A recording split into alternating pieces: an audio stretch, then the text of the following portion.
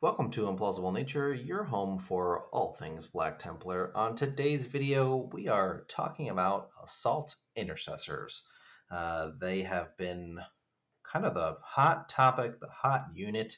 A lot of talk about them, a lot of comparing them to Crusaders, a lot of top tournament lists taking multiple squads of these guys.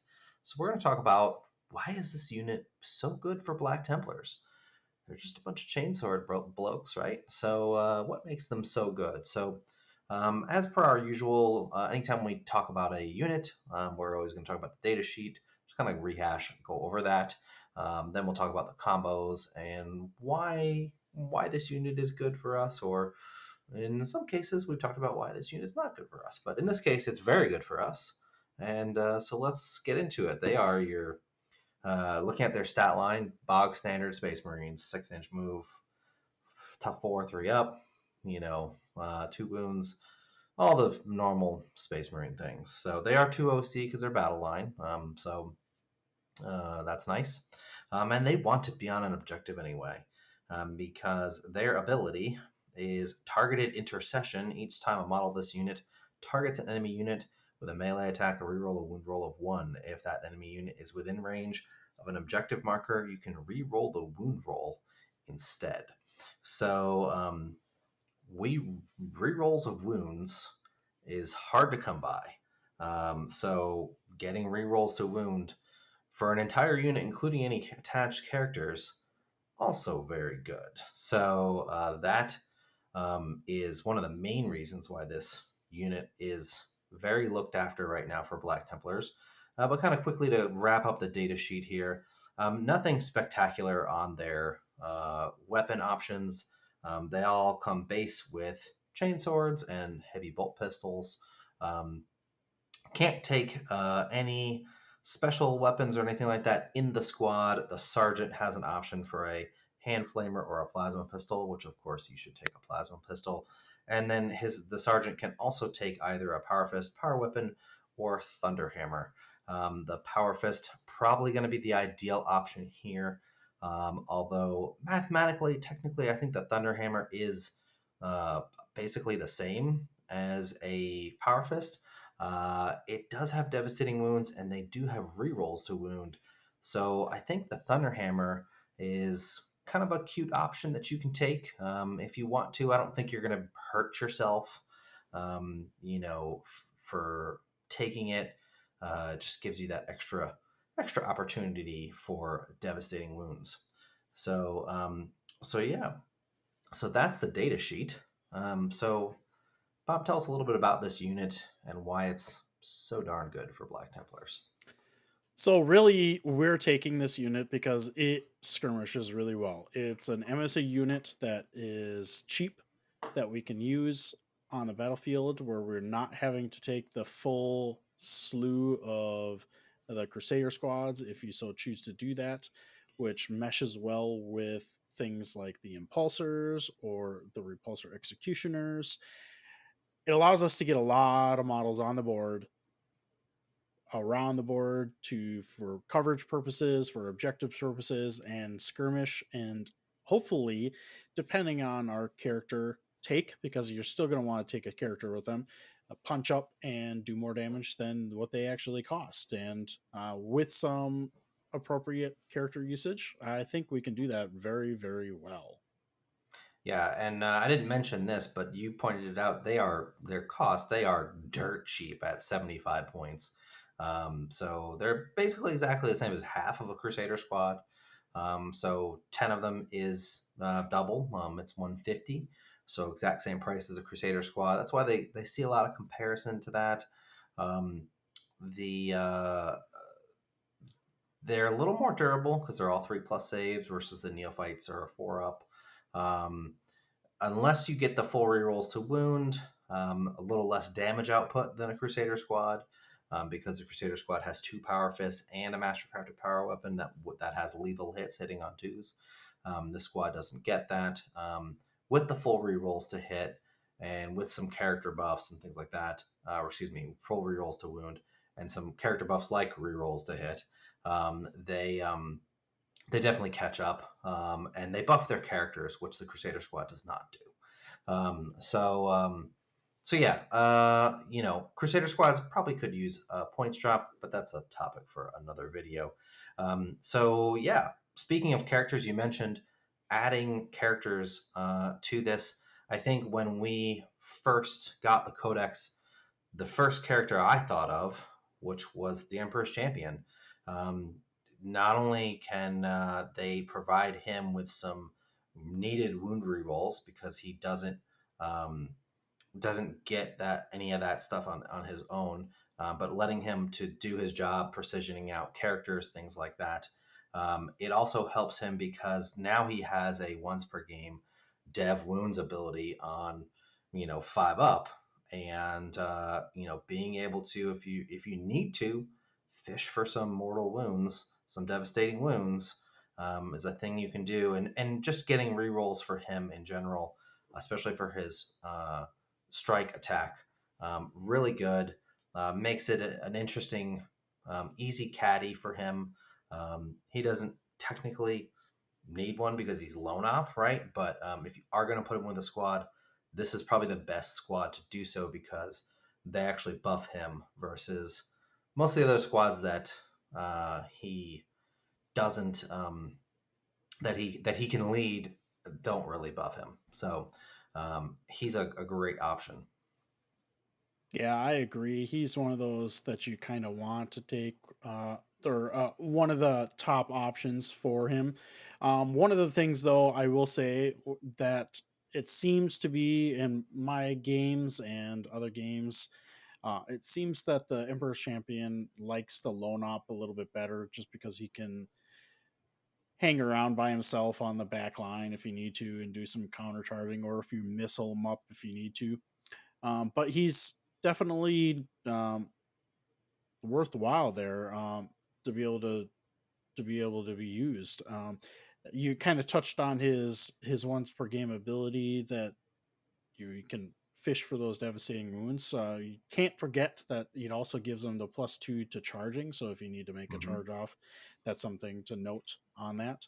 And he can be kind of a little bit of a beat stick against any character unit that you have out there, whether it be knights or maybe you need to take out one of those admech characters, or maybe Tau, something like that. That you really don't want that character hanging around. Um, Necrons come to mind. Those are one of those big character Yep. buffing, and then the squad just kind of falls over after that. So that would be one of those caddies that you can do. That would be effective for him. Another one, and kind of the big elephant in the room, I think, in we're gonna have a special video specifically for him. But Chaplain Grimaldus, I think, is My one of the man best Grimaldus. best takes for this squad, simply because if you look at his special abilities, is you get automatic rerolls to hit no matter what, Mm-hmm. um, in close combat, obviously, a melee attack. Then you also have the Templar Temple relics, which you have a number of different abilities with that. So just for sake of argument here, we have one to the advance and charge, one to the toughness, or you can increase the armor penetration by one. All of those are fairly good, but if you really want to up the damage of the unit itself and allow it to punch up much more than it can normally, obviously you're going to be going with the AP. So that's going to be something that you can certainly take with them. When you're getting rerolls to hit and rerolls to wound with the AP, you're really got a really self-contained unit that does a ton of damage because he doesn't uh, or he's got a reasonable weapon as well, in his Artificer Mm. Crozius, so he's definitely not something to It's not a slouch. sniff at. Yeah. So And he gained he's an also a attack great way. with the Codex.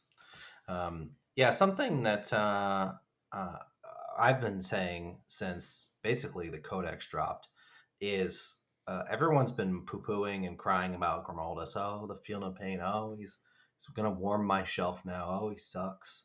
And we're like I said, we're gonna talk about this in a separate video, but Grimaldus does not suck, and is evidenced by the fact that high-level comp players are taking him in their list. So um, he works really well with them, and as you can see here, I've got the math hammer all done for the assault intercessors and what buffs or characters are going to benefit them the most. And as you can see, the two biggest buffs that you can give to the squad is extra AP and rerolls to hit. And if you look at Grimaldus, he is pumping out over a 70% increase in their damage with just him, and he gives both, right? So, and then they buff him with the rerolls to wound because the extra AP helps his Crasius because I think it's only AP 1 or maybe it's 2. Crasius typically are not. I think it's AP 2 because it's the It's an relic AP2. one. Yeah. But it helps him a lot, getting that reroll to wound. Grimaldus is a great take with this. You can theoretically ride him in an Appulsor because his servitors do not take up transport space. You will lose on the turn that you have him before he gets out. You will lose his servitor ability because he can't be chosen to do that in the command phase while he's in a transport. You could theoretically rapid ingress him from reserves. You can choose that ability in reserves, and something Romaldus has is +1 to advance and charge. So you can get a +1 to a charge out of reserves, which can be very nice. Going from an 8-inch charge or 9-inch charge rather to an 8-inch charge is a significant increase, especially when you factor in if you're going to save a reroll for it or something like that. You can rapid ingress them to come in the turn before, so that way you can have AP up or advance and charge. Advance +1 to advance and charge up. Um, so um, there's number of ways that you can utilize him, and he really buffs their output a lot. They're not going to be like bringing down a knight or anything like that. As you can see, like they do like 8.6 damage to a knight, which considering their cost is not terrible. I mean, it's a 75-point unit plus the character plus whatever Grimaldus does. Right, this is just the unit. Speaking of rerolls to hit, the Castellan gives rerolls to hit, and he's dirt cheap at 60 points. So you're looking at what 135-point unit. It's not bad for what you get. He's also, we've seen him in comp lists, tournament lists as well. So another great take, and he's got a great weapon on top of it that getting rerolls to wound helps him out as well. Yeah, the Castellan is a perfect take for an MSU unit because of its cost. Yeah, as you mentioned, the 75 points plus the 60 points at the current points value is a steal for the rerolls. Plus, if you remember, you also get on a roll on a 4+, you get a CP back if you kill the unit that you're doing, which for a skirmishing unit that wants to punch up, that's perfect. You're going to be generating some CP back in units, and if you're just trying to get as many units out on the board as possible, this is a great way to do it, especially if you're not utilizing the Marshall Castellan combo with Sword Brethren, which you may or may not.